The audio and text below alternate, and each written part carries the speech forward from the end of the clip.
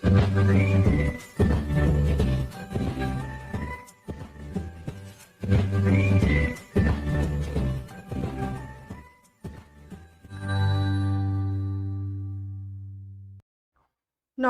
বন্ধুরা, লিপিস কিচেনে সবাইকে স্বাগত। আজকে তৈরি করব কাঁচা আমের চটপটা ক্যান্ডি। এই চটপটা ক্যান্ডি তৈরি করার জন্য এখানে আমি 3টে কাঁচা আম নিয়ে নিয়েছি।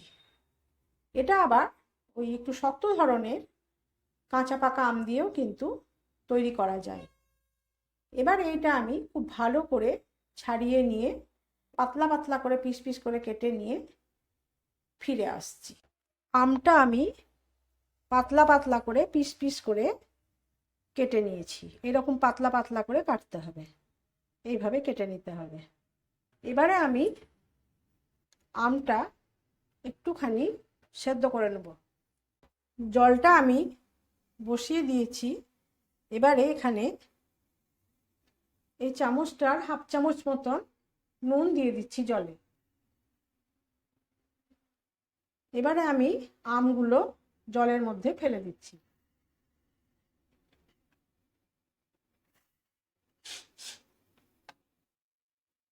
একটু ভালো করে নাড়িয়ে দেব।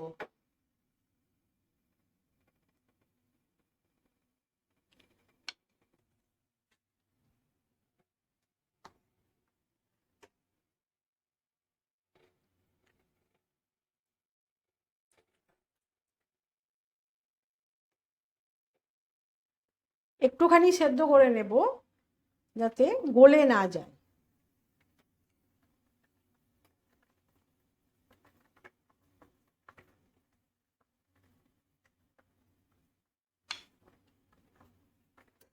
একটুখানি দেখে নেব কতটা সেদ্ধ হয়েছে।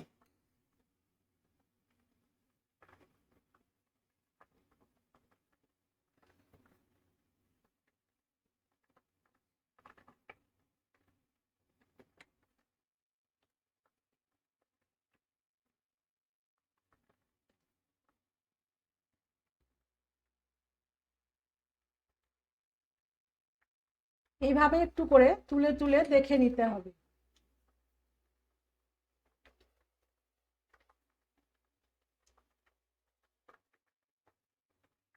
এবারে আমি গ্যাসটা বন্ধ করে দিচ্ছি।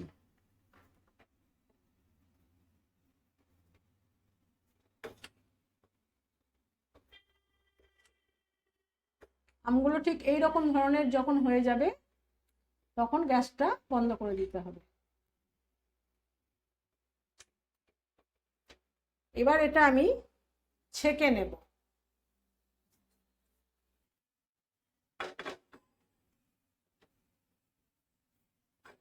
আমটা দেখুন একটু হালকা হালকা হালকা সেদ্ধ হয়েছে। এবারে এইটার মধ্যে আমি এরকম খানিকটা চিনি,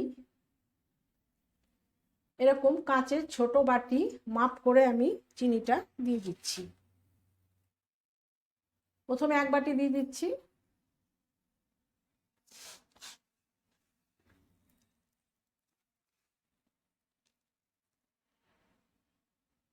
তারপরে আরেক বাটি দিলাম, 2 বাটি হলো। আর 1 বাটির একটু কম দিচ্ছি।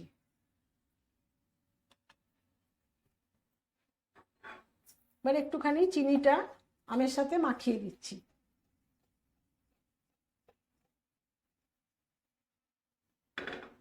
ভিডিওটা রাত্রিবেলায় তৈরি করছি।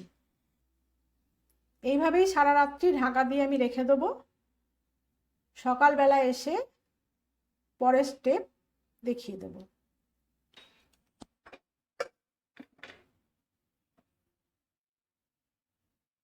সারা রাত্রি আমগুলো ভিজিয়ে রেখে আমি সকালবেলা ফিরে এসেছি।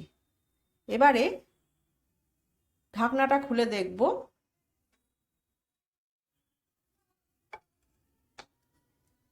আমগুলো সারা রাত্রি ভেজানোর পরে আমগুলো এরকম হয়েছে। এবার আমি এই রসটা থেকে আমগুলোকে খুব চিপে চিপে ছেঁকে নেব। এই থালাটার মধ্যে আমি ছেঁকে ছেঁকে আমগুলোকে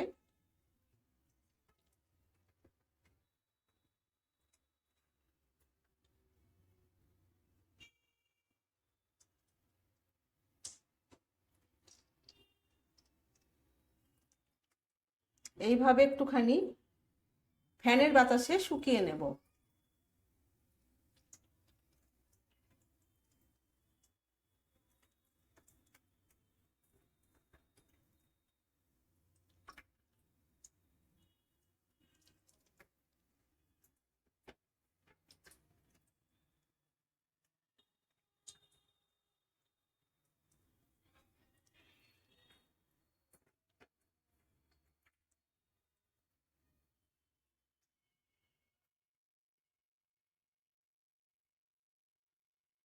যতটা সম্ভব রসটা চিপে বার করে দেবেন।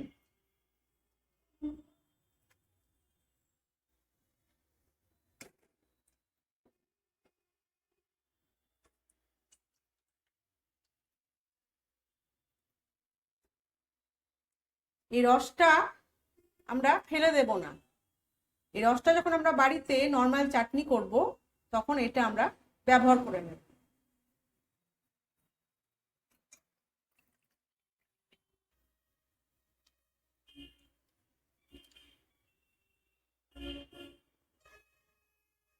এবার এইটা এইভাবে ফ্যানের বাতাসে আমি একটুখানি শুকনো করে নিয়ে ফিরে এসে আপনাদের পরের স্টেপ দেখাচ্ছি।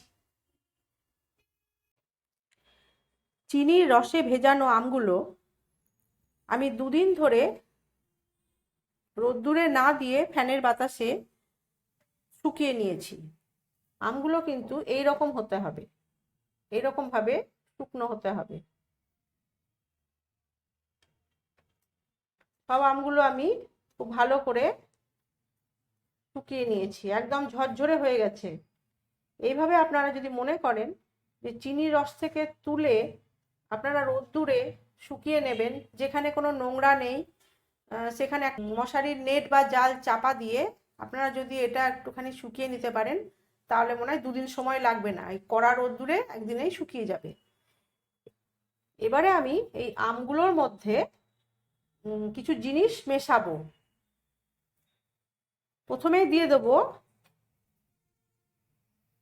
এই যে চিনির গুঁড়ো, চিনিটা গুঁড়ো করে নিয়েছি, এখানে আমি চিনির গুঁড়ো এর মধ্যে ছিটিয়ে দেবো।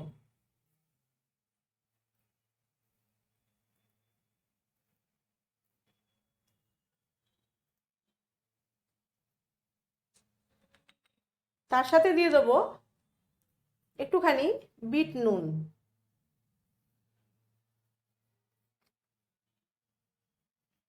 বিট নুনটা দিলে কিন্তু চটপটা হবে। তার সাথে দিয়ে দেবো এই যে জলজিরে, এই জলজিরে নিয়েছি আমি, জলজিরেটা কিন্তু সামান্য দেব, কারণ বিট নুনটা নুন, আবার জলজিরার মধ্যেও কিন্তু নুন আছে, যার জন্য জলজিরেটা কিন্তু আমি টেস্টের জন্য সামান্য দিয়ে দেবো।